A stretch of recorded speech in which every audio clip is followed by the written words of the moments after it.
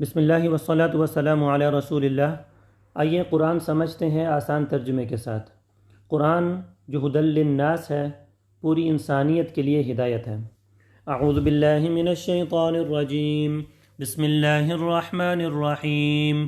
قل اعوذ برب الناس، قل کہہ دیجئے، اعوذ میں پناہ میں آتا ہوں، برب الناس لوگوں کے رب کی، کہو کہ میں پناہ مانگتا ہوں سب لوگوں کے پروردگار کی۔ ملک الناس، ملکی بادشاہ، الناسی لوگ، سب لوگوں کے بادشاہ کی۔ الہ الناس، الہی معبود، الناسی لوگ، سب لوگوں کے معبود کی۔ مطلب یہ ہے کہ اللہ تعالیٰ کی پناہ مانگتا ہوں جو سب کا پروردگار بھی ہے، صحیح معنی میں سب کا بادشاہ بھی اور سب کا معبود حقیقی بھی۔ من شر الوسواس الخناس، من شر سے، الوسواسی وسوسہ ڈالنے والے، الخناسی چھپ چھپ کر حملہ کرنے والے، اس وسوسہ ڈالنے والے کے شر سے جو پیچھے کو چھپ جاتا ہے۔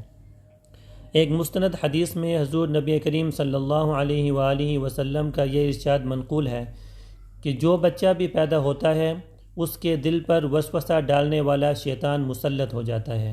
جب وہ ہوش میں آ کر اللہ تعالیٰ کا ذکر کرتا ہے تو یہ وسوسہ ڈالنے والا پیچھے کو دبک جاتا ہے، اور جب وہ غافل ہوتا ہے تو دوبارہ آ کر وسوسہ ڈالتا ہے۔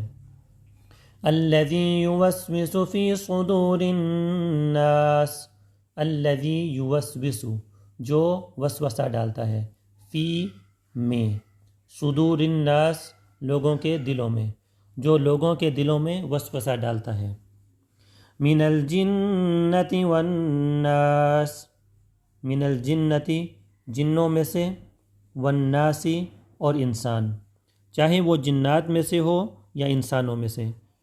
قرآن کریم نے سورہ انعام سورہ نمبر 6 آیت نمبر 112 میں بتایا ہے کہ شیطان جنات میں سے بھی ہوتے ہیں اور انسانوں میں سے بھی ہوتے ہیں۔ البتہ شیطان جو جنات میں سے ہے وہ نظر نہیں آتا اور دلوں میں وسوسہ ڈالتا ہے، لیکن انسانوں میں سے جو شیطان ہوتے ہیں وہ نظر آتے ہیں، اور ان کی باتیں ایسی ہوتی ہیں کہ انہیں سن کر انسان کے دل میں طرح طرح کے برے خیالات اور وسوسے آ جاتے ہیں۔ اس لیے آیت کریمہ میں دونوں قسم کے وسوسہ ڈالنے والوں سے پناہ مانگی گئی ہے۔ شیطان کی چالیں کمزور ہوتی ہیں اور اس میں اتنی طاقت نہیں ہے کہ وہ انسان کو گناہ پر مجبور کر سکے۔ یہ تو انسان کی ایک آزمائش ہے کہ وہ انسان کو بہکانے کی کوشش کرتا ہے، لیکن جو بندہ اس کے بہکائے میں آنے سے انکار کر کے اللہ تعالیٰ کی پناہ مانگ لے تو شیطان اس کا کچھ بھی نہیں بگاڑ سکتا۔